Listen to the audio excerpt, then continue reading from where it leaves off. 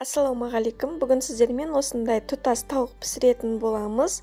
Менімен бірге видеоны соңына дейін көріңіздер. Алдымен маринад жасап аламыз.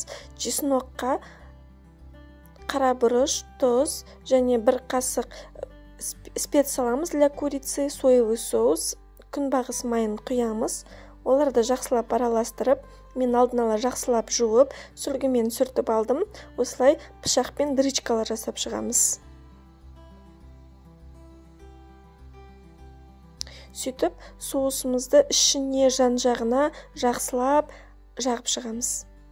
Одан соң тұзы маринад сіңу үшін кемінде 1,5-2 сағатқа қойып қоямыз.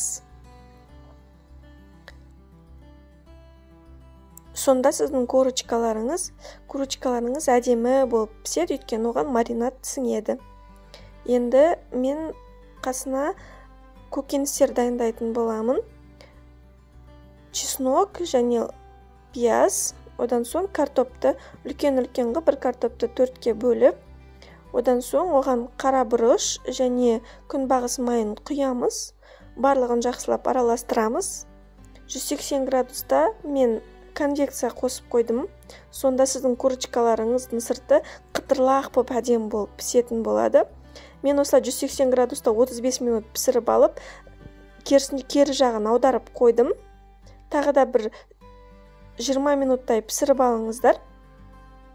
Одан соң қайтадан аударып 10-15 минут пісіріп аламыз. Міне біздің тауығымыз дайын болды. Астарыңыз дәмді болсын.